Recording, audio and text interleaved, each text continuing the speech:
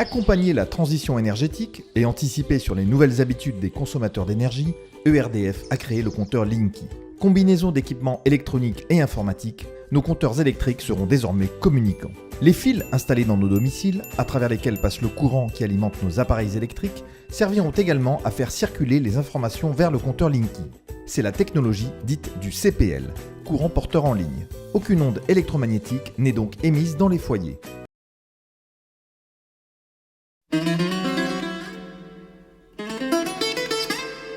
Mais on va voir que c'est pas mieux. Alors, vous voyez que pour le compteur Linky, en fait, la connexion est filaire entre le compteur et le logement, et entre le compteur et ce qu'on appelle un concentrateur dans la rue, qui se trouve souvent dans les transformateurs, donc vous ne le voyez pas, mais dans les zones rurales, il peut se trouver sur des poteaux, donc des sortes de petits coffrets beige qui sont rajoutés, voilà, qui sont à peu près hauts comme ça, épais comme ça, larges comme ça. Donc qui ont une antenne associée aussi et qui vont envoyer par micro-ondes, ensuite via des grosses antennes de téléphonie mobile, nos informations, et vous allez voir qu'il y en a beaucoup plus qu'aujourd'hui, vers un centre type data center, un centre de stockage d'informations, comme il y en a de plus en plus. En fait, cette connexion-là entre le compteur et le concentrateur, et entre le concentrateur et le logement, on nous dit c'est filaire, c'est pas dangereux, il n'y a pas d'onde, mais en fait, c'est faux dans le sens où la communication se fait à l'intérieur du fil avec ce qu'on appelle le CPL, le courant porteur en ligne, donc qui envoie des fréquences supplémentaires qui actuellement, donc notre courant est de 50 Hz, et là on va parler donc pour la première génération du CPL de 63 000 et 74 000 Hz, donc vous voyez le bon, hein, de 50 à 63 000 ou 74 000, et puis pour la G3, la troisième génération, parce qu'il n'y a pas de 2 visiblement, eh bien, c'est ce qui est déjà en train d'être déployé maintenant. C'est 36 fréquences, vous imaginez l'effet cocktail, 36 fréquences entre à peu près 35 000 Hz et 95 000 Hz. Donc ces fréquences passent dans les câbles du logement, elles passent dans tous les câbles et elles sont en fait rayonnées. Parce que les câbles ne sont pas faits pour en fait avoir ce genre de fréquence. Au-delà de 1 kHz, au-delà de 1000 Hz, ils rayonnent énormément. Et vous allez avoir en fait des rayonnements sur 2 mètres, 2 mètres 50 à peu près de l'ensemble des câbles. Donc ceux qui passent dans les murs, etc. S'ils ne sont pas blindés. Un concentrateur installé dans un poste de distribution enverra ponctuellement un message à ERDF, une fois par jour, pour communiquer au gestionnaire de réseau la consommation électrique journalière du domicile.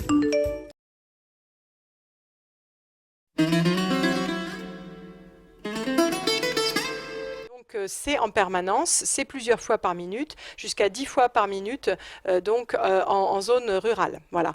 Vous avez zone rurale, zone urbaine, c'est à peu près pareil, entre 4 et 10 fois par minute. Alors ces impulsions-là, elles servent à transmettre des informations. Si on les fait passer, c'est parce qu'elles servent à transmettre des informations. La commission de régulation de l'énergie, quand elle a piloté un petit peu le passage, on va dire, de ces fréquences dans les câbles, au moment, en 2011, donc du lancement de ce projet, puisque la phase de test date de fin 2010, elle recommandait la mise en place de filtres. D'accord ? Seulement, ça ne rentrait pas dans les Linky. Les Linky n'étaient pas assez grands pour permettre ça. Donc pour le moment, c'est passé à la trappe et donc pour le moment, le courant porteur en ligne pénètre dans les logements. Alors après, pour rassurer les gens, Enedis nous a dit mais c'est seulement une impulsion ou 2 dans la nuit, par jour, c'est pas grand-chose quoi, hein, ou quelques secondes. Le problème c'est que c'est pas ça du tout. Ce qu'on a montré c'est que c'était permanent.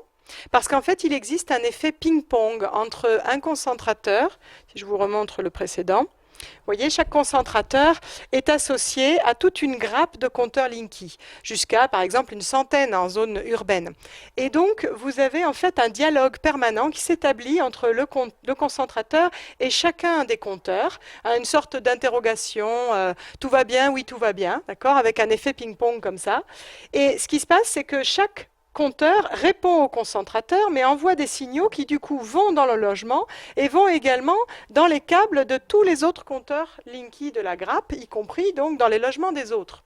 Donc, si vous voulez, même si un concentrateur, par exemple, interroge uniquement toutes les 10 minutes un Linky, étant donné qu'il interroge chaque Linky de la grappe à tour de rôle un peu en permanence, chaque Linky répond à tout le monde, en fait. Hein. C'est un peu comme par mail, si on faisait répondre à tous et que chacun faisait sans arrêt répondre à tous, quoi. Hein. Vous voyez? Donc, en fait, l'exposition de chaque personne est énormément augmentée à partir du moment où le CPL est installé dans le quartier. Le fait qu'on ait un compteur Linky empire considérablement la chose, c'est ce qu'a montré aussi le CSTB, c'est-à-dire que le Linky lui-même sert de relais pour relancer le signal et pour, quelque part, donc amplifier ce signal par comparaison à un logement qui n'aurait pas le compteur Linky et qui aurait en particulier un compteur encore électromécanique, vous savez, avec la molette, là, qui a tendance à filtrer un petit peu ces arrivées, si vous voulez, de fréquences supplémentaires. Voici un exemple. Trois personnes exposées à 2 minutes devant un compteur à micro-ondes, à 30 cm du compteur. Alors ok, on passe pas sa vie à côté de son compteur, mais c'est que 2 minutes, c'est pas beaucoup. Pour des gens qui sont exposés beaucoup plus longtemps que ça, quel est l'effet? Alors, vous avez des globules rouges tout à fait sains, tout à fait normaux avant l'exposition. Et ensuite, vous avez par exemple donc des réactions qui sont différentes. Vous avez une première personne par exemple qui va avoir des cellules, donc des globules rouges éclatés. Vous voyez des membranes abîmées, des débris. Donc l'idée là, c'est que vous allez avoir quelqu'un qui va tout de suite déjà se sentir beaucoup plus fatigué, qui va devoir, disons, reproduire beaucoup plus de globules rouges pour pouvoir assurer l'oxygénation des cellules, etc. La deuxième personne va probablement dire non, moi ça me fait rien. En fait, il ne se rend pas compte tout de suite que ça lui fait quelque chose. Les cellules sont cabossées. Mais peut-être encore fonctionnel pour la plupart. Donc dans un premier temps, il va dire bon, moi ça me fait rien. Et puis vous allez avoir la dernière personne là-bas, tout au fond, qui est en fait une personne qu'on va peut-être qualifier d'électrosensible parce qu'elle réagit extrêmement fortement. Vous allez avoir au bout de 45 secondes une personne qui se sent mal et qu'il faut retirer du compteur de devant le compteur, parce qu'elle, ces cellules, ces globules rouges s'agglomèrent, ce qu'on appelle une formation en rouleau. Et là, vous imaginez, si vous avez des paquets de globules rouges, bah évidemment, ils font plus leur travail, ils sont plus mobiles du tout, ils vont plus amener l'oxygène aux cellules, etc. Voilà, donc ces symptômes-là étaient réversibles. Au bout de quelques minutes, si on est éloigné du compteur, on reprenait une prise de sang et on voyait que ça allait mieux. Mais par contre, combien de temps et quel impact dans la durée? Est-ce que ça pourrait être réversible si on y reste exposé très longtemps? C'est pas sûr du tout. It is our experience as physicians that everybody is equally electrosensitive. Où on voit donc là le professeur Klinghardt qui explique en fait comment on peut suivre l'effet des micro-ondes sur la santé des gens indépendamment de ce qu'ils ressentent. Vous pouvez avoir des gens qui disent moi ça me fait rien, mais en fait quand on regarde dans leur sang, on trouve des marqueurs d'inflammation qui sont en fait des indicateurs du fait que le corps se sent attaqué et réagit. Essaye de réagir, essaye de se défendre. Et là, donc, ça veut dire que vous avez en fait un système immunitaire un peu survolté qui peut à la longue s'épuiser parce qu'il lutte contre un ennemi invisible, parfois voilà, pendant longtemps, mais finalement sans jamais réussir à le vaincre. Et du coup, il s'épuise. Les ondes électromagnétiques dégagées par le compteur, c'est l'autre crainte des opposants au Linky. Merci à vous tous d'être venus. Eux sont persuadés qu'elles sont nocives. Avec l'aide de ses avocats, 630 particuliers ont entamé une action collective en justice contre Enedis. On demande aux juges de faire cesser ces atteintes en désinstallant les compteurs ou pour le moins en les désactivant pour les personnes qui l'ont déjà eu de force et en ne posant pas ces compteurs, en gardant les anciens compteurs pour les personnes qui n'en ont pas encore subi la pose. Parmi les futurs plaignants, Laurent Desplat. Il affirme qu'il a dû quitter son appartement après la pose d'un compteur Linky. J'ai commencé à avoir des douleurs dans les dents assez importantes, puis des céphalées, grande difficulté de me concentrer, de lire.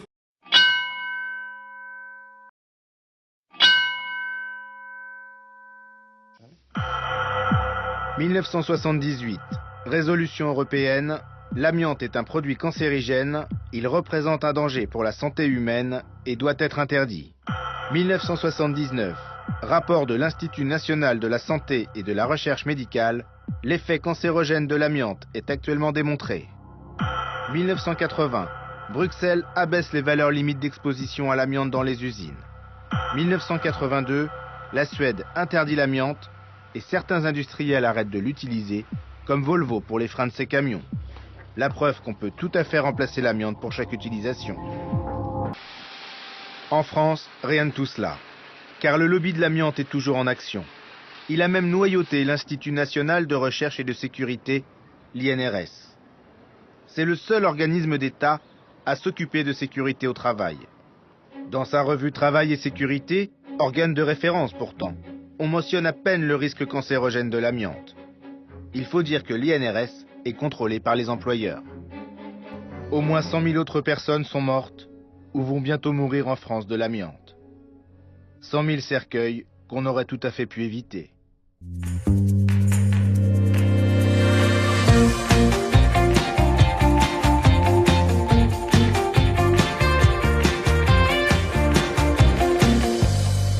Donc l'ANSES avait demandé au CSTB de faire des mesures dans les logements notamment et en laboratoire visiblement concernant l'exposition entraînée par le Linky et surtout le CPL, le courant porteur en ligne dans les logements. Alors juste petit historique quand même. Je répète qu'il n'y a eu aucune étude sanitaire de fait avant le déploiement de ces compteurs, que l'ANSES a été sollicité par le ministère de la Santé que parce que Priartem, association donc de défense des électrosensibles, a saisi le ministère de la Santé en demandant à ce qu'il y ait quelque chose qui soit fait en ce sens, que l'ANSES a publié en urgence en décembre 2016 une étude si on peut dire, hein, parce que en fait ce qu'ils développent dans leur introduction notamment, c'est que il y a très peu de littérature en fait qui existe sur les effets sur la santé du CPL, courant porteur en ligne, ou des compteurs communicants en général. Donc dans la littérature scientifique. Donc en gros, on sait très peu de choses, mais qui pensent qu'il n'y aura pas de problème. Donc on est dans une position de principe et pas du tout dans une chose qui est motivée par des études sérieuses. Primo.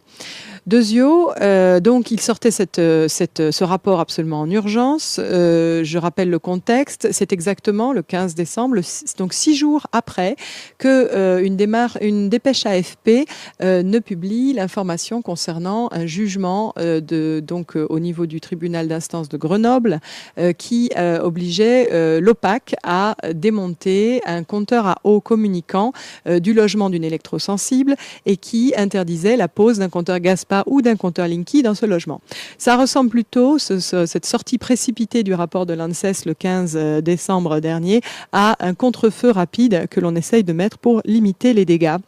Sachant qu'en plus, à ce moment-là, ils avaient bien dit que tous les rapports, toutes les informations n'étaient pas rentrées, notamment celles des informations du CSTB, et que on verrait par la suite si ça complète ou infirme ce qui avait été dit jusque-là. Donc, il y avait visiblement urgence à sortir quelque chose, même si tout n'était pas prêt.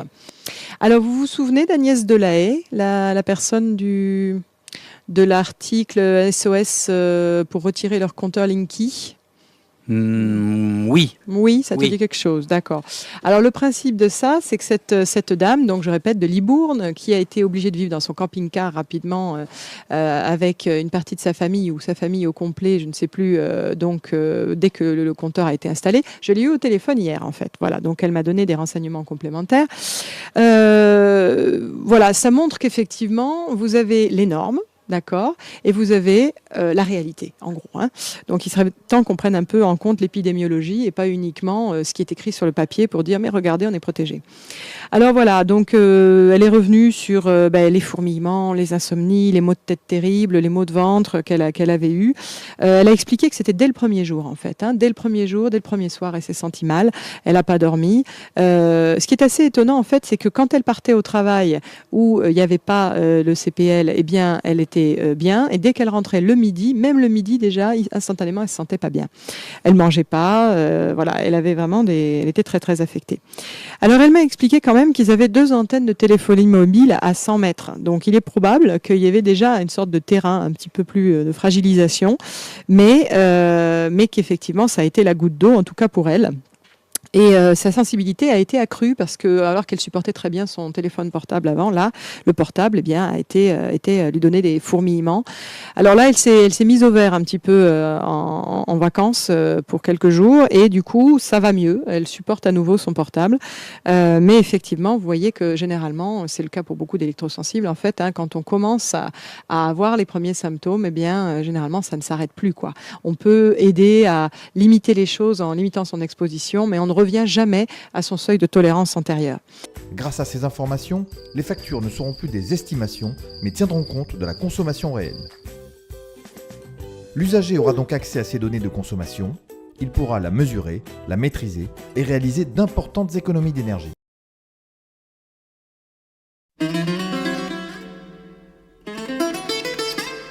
Un des éléments qu'on vous dit, en gros, pour faire avancer là-dessus, c'est, ça va vous faire des économies. D'accord ?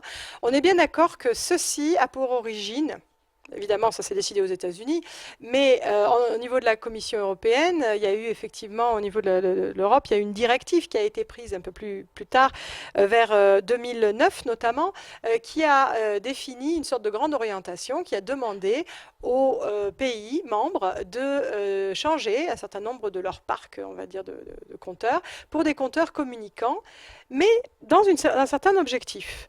En fait, il fallait que ça permette aux consommateurs, nous, de savoir un peu mieux comment se fait sa consommation pour pouvoir la réduire. Voilà.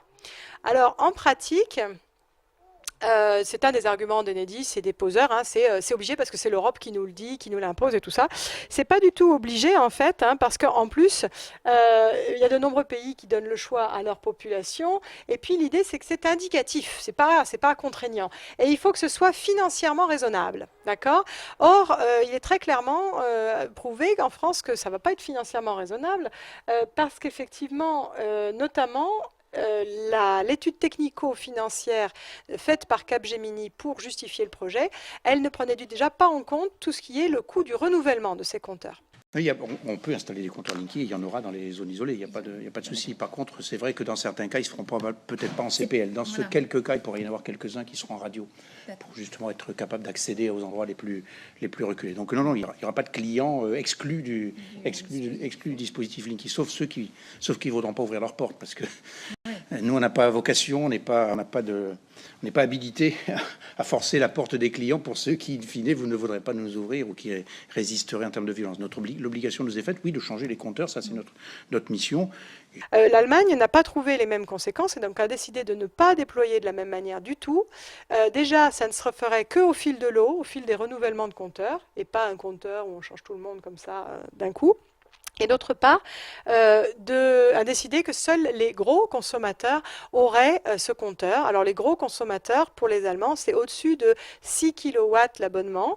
Nous, ça nous paraît faible, mais pour eux, c'est beaucoup, parce qu'en fait, ils n'ont pas eu la vague de radiateurs électriques qu'on nous a développé, nous, dans les années 70 pour éponger les surplus des centrales nucléaires à l'époque. Et en fait, la moyenne nationale, c'est 3,5. D'accord, donc l'abonnement en Allemagne est beaucoup plus faible de façon générale, donc il y a beaucoup de gens qui ne seront pas concernés.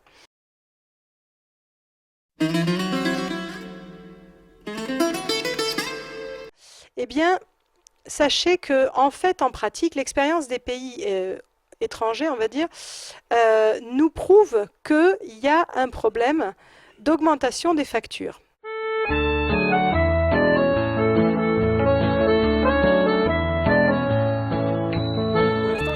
Concernant les nouvelles offres. Seulement 2 ont sorti des abonnements réservés aux clients qui possèdent un compteur Linky. Alors des offres innovantes avec des économies à la clé ? Bah faut voir. Est-ce que pour l'instant ces offres elles sont moins chères ?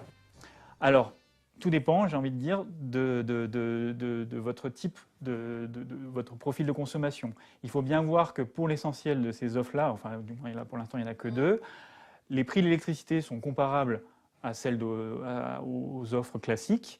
Par contre, ce qu'on voit, c'est que par exemple, les abonnements sont plus élevés. Un abonnement plus cher alors qu'on est censé faire des économies, ça part mal, non ? Justine, elle a demandé des explications au fournisseur en question. Je voulais savoir pourquoi, du coup, l'abonnement, il est plus cher. Donc, une fois que vous allez recevoir le courrier explicatif, on va vous donner toutes les explications Ouais, mais je voulais juste savoir pourquoi l'abonnement était plus cher. Alors, normalement, nous n'avons pas encore, bien sûr, l'information. Donc, ça va être généralisé. Et normalement, lorsque vous allez recevoir le courrier, alors vous aurez la réponse sur cette question. D'accord, vous ne savez pas pourquoi l'abonnement il est plus cher. Oui, parce que malheureusement, donc, il n'y a aucun client, bien sûr, pour la nouvelle génération qui va être, bien sûr, son compte va être remplacé par le liquide, nous a bien sûr contacté. Donc, il va être généralisé. Vous allez recevoir un courrier explicatif. Oui, oui, je sais, mais l'abonnement, pourquoi il est plus cher? Une fois que le client sera concerné, que son compte va être remplacé par le liquide, il va recevoir un courrier. Un courrier qui lui expliquera. Donc, sincèrement, Madame Lafont, oui. Si j'avais la réponse, je pourrais vous le dire. D'accord. Une fois, bien sûr, que vous allez recevoir le courrier, vous aurez la réponse à cette question. Ouais, on a bien compris que Justine allait recevoir un courrier, mais pas pourquoi l'abonnement serait plus cher. Alors elle a appelé un deuxième fournisseur d'énergie qui lui a donné un début d'explication. Nous gérons les offres, mais il y a une part de tarification qui concerne le RDF. Nous ne sommes pas en mesure de pouvoir justifier ce prix-là. D'accord, donc le fait que l'abonnement soit plus cher, il y a une partie qui est un frais de ERDF, c'est ça?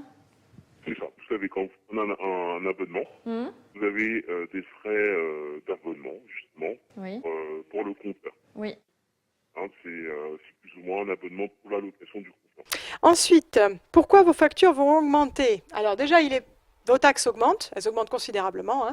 Depuis quelques années, la CSPE, le TURP et tout ça, ça augmente. Vous avez déjà un gros pourcentage de vos factures qui est représenté par les taxes. La CSPE, au cours des 5-6 dernières années, elle a augmenté au plus de 200%. D'accord? Donc, en fait, c'est en augmentation constante. Mais au-delà de ça, vous risquez de devoir augmenter votre abonnement. Parce que l'abonnement, en fait, il correspond à votre droit à consommer, entre guillemets, un certain nombre, à faire allumer un certain nombre d'appareils en même temps. Vous avez une puissance instantanée que vous avez le droit d'utiliser en même temps et qui, si elle est dépassée, avec le Linky, va entraîner une coupure immédiate de votre courant, de votre alimentation. C'est plus le disjoncteur qui joue le rôle de sécurité avec des composants qui chauffent sur une certaine durée et qui ensuite disjonctent, par exemple. Bon, rapide la durée s'il y a un court-circuit, mais si c'est juste une surconsommation entre guillemets qui est ponctuelle, eh bien vous avez peut-être 1 minute et quelques avant que ça coupe. Et il faudrait qu'il y ait une grosse surconsommation pour que ça finisse par mettre en danger votre système. Là, c'est pas le disjoncteur qui saute, c'est le compteur. Et c'est immédiat. Et c'est d'autant plus, on va dire, pernicieux que les appareils électriques ont, en particulier s'ils ont des moteurs, ils ont une phase de chauffe en fait. Ils ont une phase où, dans un premier temps, la puissance utilisée est plus importante que la puissance habituelle. Ce qui fait que vous avez en fait, dans le premier 20 secondes au minimum, une surpuissance utilisée qui peut être par exemple jusqu'à 3 fois la puissance que vous utilisez de façon nominale avec le même appareil. Si le Linky est installé, il repère cette surpuissance et il saute tout de suite, alors que vous êtes dans la phase de pic initiale. Vous n'êtes pas dans l'utilisation nominale. Et donc, il peut arriver des cas comme ça. Vous avez là voilà, des personnes, des octogénaires, on va dire. Donc c'est un article de la Nouvelle République en Indre-et-Loire. Donc Linky use les nerfs de 2 octogénaires. Et vous avez donc des personnes qui devaient descendre 15 fois par jour pour relancer leur système parce que le compteur Linky disjonctait à chaque fois que leur pompe à chaleur se déclenchait, par exemple. Voilà. Alors sachez-le, ça arrive à beaucoup de monde, malheureusement. Et c'est pas une nouveauté parce que vous avez effectivement beaucoup de personnes qui, en Touraine, lors de la phase de test, vous avez une phase de test en Touraine et dans le Lyonnais en 2010, eh bien vous avez beaucoup de personnes qui ont dû prendre un abonnement supplémentaire, supérieur on va dire, et donc payer plus cher. Alors, on va le voir, avec cet appareil, il y a une autre raison pour laquelle les abonnements augmentent. C'est parce qu'il y a eu une sorte de petit trafic, si vous voulez, une sorte de petit arrangement qui s'est fait de façon discrète. C'est-à-dire, je vous ai dit que la phase de test, c'était 2010. Eh bien, à cette période-là, il y a quelque chose qui a changé sur toutes nos factures.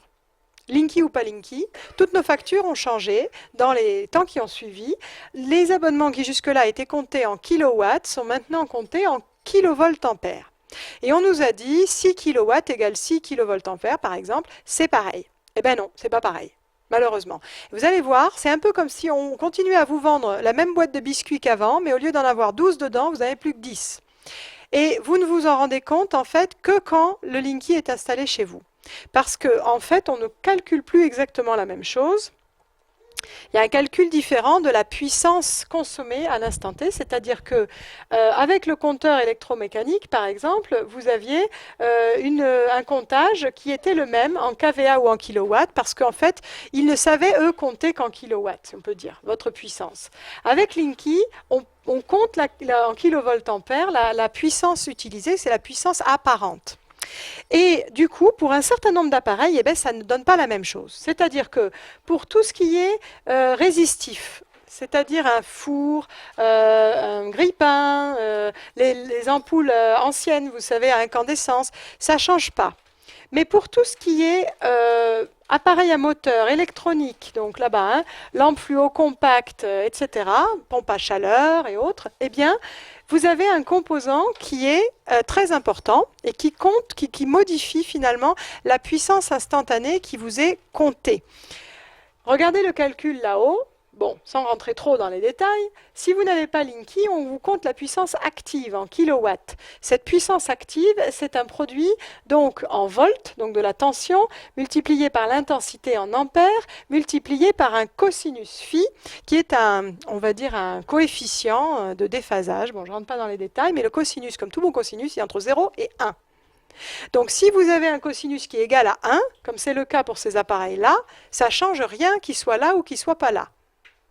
Mais si vous avez un cosinus phi qui est, par exemple, plus proche de 0,5, 0,6, comme les ampoules fluo compactes, eh ben, c'est très important. Parce que si on l'enlève du calcul, la puissance qu'on vous compte pour la même lampe est beaucoup plus importante que quand le calcul, vous voyez un coefficient minorant de 0,6 qui lui était appliqué. Le coefficient minorant étant le cosinus phi correspondant. Avec Linky, on va compter la puissance apparente en kVA, ce qui fait qu'on n'a plus le cosinus phi dans le calcul. Et moyennant quoi, cet effet minorant pour toute une série d'appareils ou de lampes disparaît. Et donc, mathématiquement, eh bien, on va finalement atteindre la limite de notre puissance autorisée beaucoup plus tôt. Voilà. Et donc, crac, ça veut dire que si ça disjoncte, on va nous dire, ah oui, ben, il faut que vous preniez un abonnement plus cher. C'est simple. Hein. Vous consommiez plus illégalement, et donc, quelque part, maintenant, vous ne le payez pas, et ben maintenant, il faudra que vous le payiez. Alors qu'en fait, il y a deux choses qui changent. C'est que, avec Linky, on ne compte plus la même chose, on fait disparaître le cosinus phi du calcul. Et deuxièmement, eh bien, on l'a vu tout à l'heure, je remonte ici, d'accord? Eh bien, vous avez une disjonction qui peut intervenir immédiatement dans la phase de chauffe, dans la phase de pic de l'appareil. Alors qu'en fait, votre appareil, peut-être si on attendait 3 minutes, eh bien, il consommerait beaucoup moins, d'accord? En puissance instantanée. Avec 40 watts, on va voir si vous comptez votre puissance utilisée par la lampe en watts, combien vous pouvez allumer de lampe. Et puis, si on vous dit, ce n'est pas 40 watts, c'est 40 volts ampères, et qu'on compte en volts ampères, combien vous pouvez allumer de lampes? La deuxième configuration. Alors, est-ce qu'il y a quelqu'un qui veut venir lire? Je vais allumer la lampe. Est-ce qu'il y a quelqu'un qui veut venir lire ce qu'on lit sur la première ligne et sur la deuxième ligne? Monsieur, très bien. Ok, alors vous voyez, la première ligne est marquée W, c'est watts. Alors, ça a évolué un petit peu. C'est ça, hein? Voilà. Alors, qu'est-ce que vous lisez à peu près? 18.1. D'accord, alors ça évolue un peu, 18.1, 2, dans ces eaux-là. Alors, si vous avez un abonnement de 40 watts, vous pouvez allumer combien de lampes, si on vous les compte à 18 points quelque chose? Deux lampes, ça marche, d'accord. En dessous, vous lisez quel montant? 30.3. D'accord. Et l'unité? 30.4, on peut allumer une lampe. Voilà, vous voyez l'unité, il y a écrit VA, donc volt-ampère. C'est ça. Voilà, donc du coup, vous pouvez allumer combien de lampes maintenant? Une lampe, voilà. Alors vous aviez toujours 40 et 40, mais maintenant, vous ne pouvez plus allumer qu'une seule lampe, si on vous compte tout ça en volt-ampère. Déployé progressivement dans tous les ménages de France, Linky est conçu comme un service public gratuit pour ses utilisateurs. Ce compteur communicant sera une brique indispensable pour le développement des réseaux électriques de demain. Ça, on le trouve dans les brochures de RDF, d'Enedis, et ils crachent le morceau. Donc ils disent, alors c'est pas les brochures qui sont diffusées, rassurez-vous, qui vous sont données à vous ou aux élus, c'est les brochures pour les entreprises. Et donc le programme Linky a pour ambition de créer un standard mondial de l'industrie du comptage évolué. Donc ils ont des ambitions à l'international, grand bien leur face, mais ça ne nous regarde pas. Hein. En tout cas, c'est pas notre intérêt à nous. Pour y parvenir, ERDF, Enedis, a bâti un système évolutif, c'est très important, on en parlera tout à l'heure, capable de gérer de très importants flux de données. Et ils se vantent, nous ne sommes encore qu'aux prémices de l'exploitation de toutes les potentialités de ce compteur. On verra encore tout à l'heure. Et ils expliquent, Big Data, c'est moi qui l'ai mis en rouge, usage domotique, objets connectés, on va voir. Alors le Big Data, c'est bien simple, c'est la nouvelle guerre mondiale, celle des Facebook, Google et compagnie. C'est de capter le plus possible d'informations sur nous, sur nos vies, de faire des gigantesques bases de données dans lesquelles on nous met, sans même nous demander notre avis, avec toutes les informations possibles sur ce qu'on fait dans la vie, sur nos capacités financières, sur, etc., la composition de notre famille, les appareils électriques qu'on peut avoir, etc., pour, eh bien, tout simplement, s'en servir soit directement les gens qui mettent au point ces bases, donc par exemple Enedis, soit pour les revendre à tout un tas de sociétés, très cher, à tout un tas de sociétés commerciales, qui vont ensuite nous démarcher à partir de ces informations. Parce que la même publicité pour tout le monde à la même heure, comme à la télévision, c'est complètement dépassé. Maintenant, ils veulent des approches ciblées en fonction de tout un tas d'informations sur nous pour bien développer leurs offres précises et nous faire acheter plein de choses. L'informaticien Ulrich Greveler s'est spécialisé dans l'analyse des données sur la consommation d'énergie. Les appareils récents, qui communiquent les données en temps réel, sont une source d'informations à forte valeur ajoutée. La précision est telle que nous pouvons reconnaître toutes les configurations d'appareils. À partir de la variation de consommation que génère la luminosité d'un téléviseur, par exemple, nous pouvons même identifier quel film visionne le téléspectateur. Ainsi, les informations de consommation d'énergie transmises par les compteurs deviennent le miroir du mode de vie d'un foyer. De quoi intéresser les groupes énergétiques, mais également les entreprises commerciales, les commissions d'enquête et les cambrioleurs. Nous sommes d'ores et déjà, à l'instant où je vous parle, un opérateur de Big Data. Et ça s'est fait ces dernières années, en très peu de temps, qui est une nécessité. On vient de lancer le déploiement industriel de Linky, 35 millions de compteurs, autant de données multipliées par X au regard de leur fréquence, qui vont permettre de générer une masse d'informations, au bénéfice évidemment du réseau, pour le gérer justement dans un mode smart, au bénéfice des consommateurs, au bénéfice de la société, au sens capacité à agréger, intégrer ces données, au sens efficacité énergétique, au sens maillage avec d'autres données pour leur donner de la valeur, pour créer de la valeur économique, de la valeur énergétique, de la valeur écologique au global.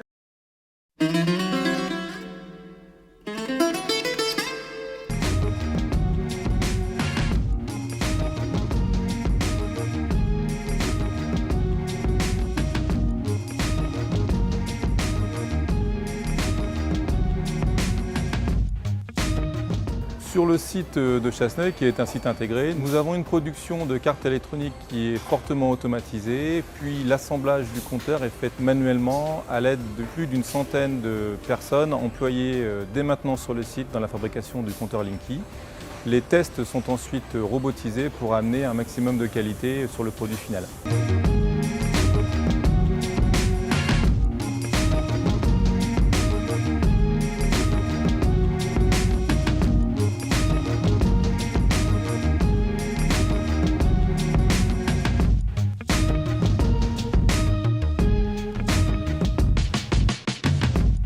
Le petit boîtier vert n'a pas fini de faire parler de lui. La mauvaise publicité autour du nouveau compteur de consommation électrique Linky connaît un nouvel épisode en Touraine avec le licenciement de 10 salariés dans une entreprise de sous-traitance qui a en charge l'installation du dit compteur. Une annonce faite vendredi dernier à la hâte suite à un simple message envoyé sur les téléphones portables des salariés. Je n'ai pas compris parce que moi j'ai travaillé vendredi normalement et un quart d'heure avant on me dit qu'il y aura une réunion. Et j'arrive à la réunion et on me dit que dans le parking qui est là, on me dit que vous êtes licencié. Licenciement confirmé ce matin avec la réception de courriers recommandés. Donc si tu calcules aujourd'hui à vendredi, ça fait même pas 5 jours ouvrables. La direction de l'entreprise est injoignable. Le patron semble se faire le plus discret possible pour ne pas justifier certains comportements suspects, et ce dès la méthode de recrutement. Notre embauche s'est faite dans un bar. Ils sont venus dans un bar, comme si ils venaient chercher quelque chose à fumer ou ce que vous voulez. Puis de là, ils nous ont proposé un travail ici, on faisait partie de la RSA. Des conditions très particulières. Des conditions très particulières. Et des personnes très particulières qui n'ont, à mon avis, comme c'est dans des quartiers, donc des gens qui ne connaissent pas les lois, qui n'en ont rien à foutre, quoi. Donc on peut jeter et puis faire ce qu'on veut avec eux. Qu'ils ont signé un contrat d'insertion avec la NPE en convention, qui leur garantit un contrat de travail de 6 mois. Et là, on leur dit aujourd'hui que c'est fini, que c'est la fin de chantier, puisqu'on a les deux mêlés, un contrat de chantier et contrat d'insertion, alors que c'est interdit. On est inquiets, les salariés aussi, depuis déjà plusieurs mois, avec le déploiement des Linky et les compteurs Gaspard. En fait, ce sont des compteurs qui sont communicants, donc il n'y a plus de relève faite. Le problème, c'est qu'il y avait prévu que dans les 6 premiers mois du marché, les salariés devaient être accompagnés par l'entreprise pour des reclassements ou des formations. À ce jour, rien n'est fait. Les pressions sont exercées en fait sur les salariés depuis plusieurs mois.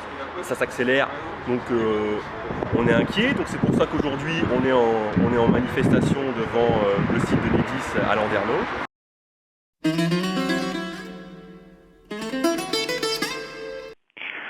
C'est très simple, il était minuit et quart et j'étais encore éveillé, j'étais derrière mon ordinateur. Tout à coup, il y a une coupure de courant, en même temps que des détonations que j'entendais en provenance du garage. Donc je me suis précipité bien sûr dans le garage pour voir ce qui se passait. Et là, j'ai vu des éclairs dans le compteur Linky, en même temps que les détonations, qui étaient évidemment simultanées des détonations. J'ai constaté également que mon disjoncteur était toujours enclenché, qui protégeait mon installation, alors qu'il n'y avait plus de courant. Donc je l'ai moi-même déclenché, mais ça n'a rien changé, puisque le compteur est avant le disjoncteur. Voilà, et j'ai appelé immédiatement les pompiers, et en même temps que j'ai appelé les pompiers, le compteur a pris feu. Alors parmi les autres problèmes qu'on peut avoir, c'est le trouble et la division et les problèmes et les incidents dans les communes, puisque lorsque les poseurs de Linky arrivent, eh bien on a de plus en plus d'incidents, puisque ces gens, d'abord au début ça allait à peu près, mais l'information a commencé à circuler dans la population. Et maintenant, de plus en plus de gens sont au courant qu'il y a un problème avec ces compteurs et refusent de se faire poser les compteurs. Et donc, Enedis a mis en place des systèmes de bonus et de malus auprès de ses sous-traitants. S'ils posent plus de compteurs, ils ont de l'argent en plus. Et s'ils ne posent pas assez de compteurs, ils perdent de l'argent. Donc ça les rend complètement fous. Résultat, ils arrivent dans les communes, ils menacent les gens, ils les insultent, ils les bousculent, ils les frappent. Parfois, il y a eu un pompier qui a été blessé, etc. pour poser en force les compteurs. Tout à l'heure, en ouvrant la séance, notre directeur général des services a brandi le dossier dans lequel se trouvent tous les courriers, nombreux courriers que nous avons reçus de la population pour s'inquiéter effectivement de l'installation de ces compteurs. Cette propriétaire niortaise n'avait jusqu'à présent pas d'idée préconçue sur les compteurs Linky, mais depuis quelques mois, un événement a clairement fait pencher la balance du côté négatif. Il s'agit cette fois de la manière avec laquelle les installateurs de compteurs opèrent. Et en fait, cet été, ils sont venus par 3 fois, sans aucun rendez-vous. Nous, on était très clairs sur le fait qu'on ne voulait pas. Ils sont venus 3 fois de suite, sans qu'on soit au courant, jusqu'à la 3e fois. Alors, on était en vacances, on s'en est pas rendu compte. Où moi, j'ai surpris quelqu'un, en fait. Quelqu'un de Solution 30, c'est un prestataire d'Enedis qui est en train de poser les compteurs. Il n'y a pas de rendez-vous, nous, on ne les connaît pas. C'est une société privée. Donc, la personne est présente. J'ai voulu demander sa carte professionnelle, savoir ce qu'il faisait là, chez moi. Il n'a pas voulu me la montrer, il a fallu que je sois insistante, ça a été un moment très désagréable. Une main courante a d'ailleurs été déposée et cette semaine, Amélie portera plainte pour violation de domicile. Une plainte qui ne sera pas isolée, d'autres propriétaires ont connu le même problème. Des plaintes pour harcèlement téléphonique et intimidation sont également envisagées. Le collectif niortais anti-Linky est d'ailleurs en contact avec un avocat pour faciliter les dépôts de plainte contre les installateurs. Ils sont prêts à tout pour imposer et surtout installer les compteurs Linky. Donc dans un pays dit démocratique et qui défend les libertés de choisir, on peut se poser des questions. 300 villes françaises ont déjà refusé l'installation des compteurs dits intelligents. Pour les particuliers qui n'en veulent pas non plus, une lettre recommandée avec accusé de réception adressée à leur mairie et conseiller. Il faut alors placer un double de la lettre sur son compteur s'il donne sur la rue et en faire une photo.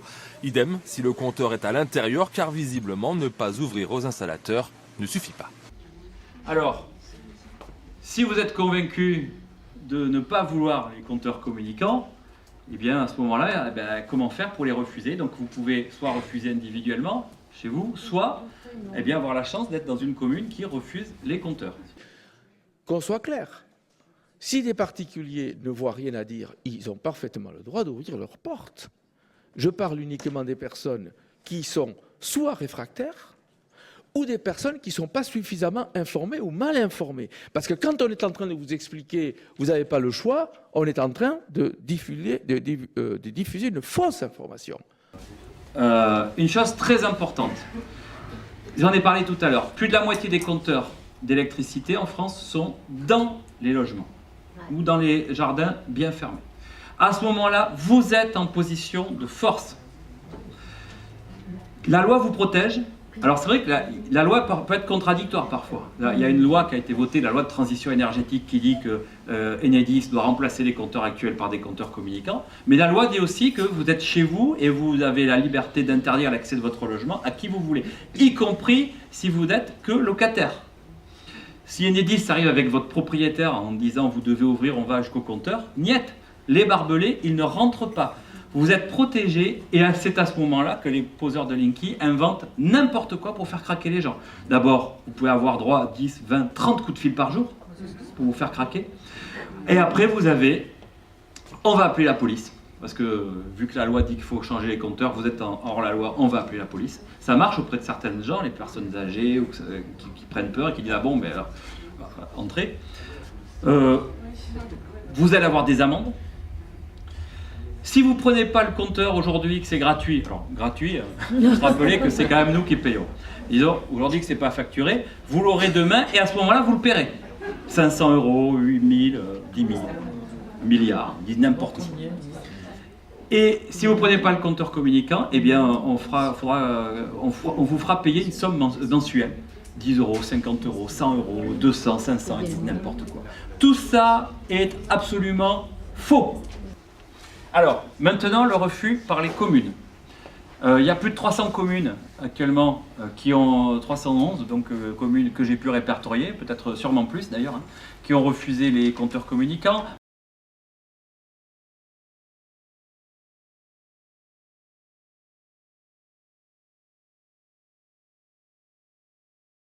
Malgré les pressions. Alors ce qui est très amusant, par exemple, on voit l'association des maires de France, qui est une association de maires, comme le dit bien son nom, et qui est là pour soutenir les maires, et bien qui attaque les maires en disant vous ne devez pas refuser les compteurs, obéissez à Enedis. Alors l'association des maires de France, elle est dirigée par François Barouin. Ça pourrait être un ponte socialiste, ça ne changerait rien. Mais c'est pas. Alors c'est une association très puissante qui a des moyens colossaux, des dizaines et des dizaines de salariés, qui envoient dans toutes les communes des sortes de circulaires, comme s'ils étaient un peu une structure officielle, alors que ce n'est, comme le dit bien son nom, qu'une association. C'est pas la parole divine. Mais ils envoient ça et alors ça peut être des informations parfois très utiles pour les maires par rapport, je sais pas moi, au texte sur la hauteur des trottoirs ou des trucs comme ça. Mais c'est pas quelque chose de neutre. Et en l'occurrence, sur la question des compteurs, eh bien ils envoient dans toutes les communes toutes les informations contre le refus des compteurs. Vous avez aussi les présidents de syndicats départementaux de l'énergie. Alors dans la plupart des départements, la majorité, voire toutes les communes, sont adhérentes d'un syndicat départemental d'énergie qui s'occupe de l'électricité à la place des communes, qui achètent de l'électricité en gros, et qui discute avec Enedis. Donc on dit que la commune a délégué sa compétence de distribution d'électricité au syndicat départemental de l'énergie. Et là on nous dit, à partir du moment où la commune a fait ça, elle ne peut plus intervenir, et on nous dit même qu'elle n'est plus propriétaire des compteurs. Je finis peut-être sur ça. Et on nous dit, d'ailleurs la preuve, c'est marqué dans le statut du syndicat départemental, il y a marqué que le syndicat est propriétaire des compteurs. Donc il suffit d'écrire dans le statut « on est propriétaire des compteurs » pour voler les compteurs des communes. C'est un patrimoine qui appartient aux communes et c'est évidemment, ça ne marche pas du tout comme ça. Donc on est en train de travailler actuellement juridiquement avec une avocate à la fois très compétente et très vaillante, courageuse, qui a d'ailleurs défendu des associations contre Monsanto, pour mettre au point des nouvelles délibérations, parce que effectivement toutes ces délibérations quasiment sont attaquées devant les tribunaux administratifs par Enedis et par les préfets. Alors à nouveau, c'est le règne de la désinformation. On nous dit les préfets annulent les délibérations municipales anti-Linky. C'est faux. Les préfets ne peuvent absolument pas annuler les délibérations. Ils peuvent faire un recours gracieux, c'est-à-dire demander à la commune de bien vouloir retirer la délibération, et la commune n'est absolument pas obligée d'obéir. Et après, le préfet peut attaquer la délibération devant la justice administrative, mais aussi bien qu'un administré ou une entreprise. Et d'ailleurs, on dit les maires, pour leur faire peur, les maires sont poursuivis en justice, comme s'ils allaient passer aux assises. Une délibération municipale attaquée au tribunal administratif, ça se passe toutes les semaines en France, sur des histoires de portails, d'écoles, de trottoirs, n'importe quoi. Donc c'est banal, c'est pas un truc grave, même si c'est important en l'occurrence. Mais par contre, toutes ces délibérations qu'on a prises depuis le début, elles sont très bien pour exprimer la volonté de la commune de ne pas avoir les compteurs, mais elles sont probablement insuffisantes sur le plan juridique. C'est pour ça que dans les jours qui viennent, je vais proposer en direction des communes une nouvelle délibération, donc préparée soigneusement avec cette avocate et complétée par un arrêté du maire, parce que les pouvoirs du conseil municipal et les pouvoirs du maire ne sont pas forcément les mêmes, donc ça va être deux démarches complémentaires. Et on va proposer, y compris je vais proposer à mon propre conseil municipal, de remplacer les délibérations actuelles par ces délibérations plus pointues. En plus, ça aura pour intérêt de refaire repartir à zéro les procédures, puisque si la première délibération est retirée, la procédure en justice s'éteint. Et donc il faudra qu'il recommence à zéro. Voilà. Enedis a sélectionné quelques toutes petites communes de 60, 70 habitants, 80, et les a attaqués en référé. C'est une procédure d'urgence qui permet d'obtenir un jugement provisoire, dans l'attente du jugement de fond qui lui arrivera dans un an et demi. Mais ça a un intérêt énorme pour eux, c'est qu'ils ont fait ça dans un certain nombre de communes, peut-être une dizaine ou une quinzaine. Et dans tous les départements où ils ont fait ça, ils ont obtenu la suspension de la délibération. En soi, c'est pas très grave puisque c'est provisoire en attendant le jugement définitif. Mais aussi, à chaque fois, Enedis demande 4 000 € de pénalité contre la commune pour les punir. Alors, heureusement, dans la quasi-totalité des départements, les tribunaux administratifs ont refusé de faire payer la commune. Sauf, malheureusement, au tribunal administratif de Bordeaux, où peut-être que le président est des frères d'un Bernard, d'Enedis, j'en sais rien, où là, 2 petites communes du Périgord ont été condamnées à payer, non pas 4 000, mais 1 200 € à Enedis. Et c'est juste ce que voulait Enedis. D'ailleurs, moi, je suis furieux que c'était clairement une instrumentalisation de la justice administrative pour intimider les communes. Et donc, Enedis a eu ce qu'il voulait et ils ont diffusé partout l'information qu'une commune qui prend une délibération anti-Linky devra payer 1 200 €. Et l'Association des maires de France, bien entendu, il est allé de sa circulaire envoyée à toutes les communes en disant... arrêter délibération de Tiliki, une commune condamnée à 1 200 €. Puis dans leur texte, ils rajoutent, au cas où on n'aurait pas bien compris, 1 200 €, ce qui est lourd pour une petite commune.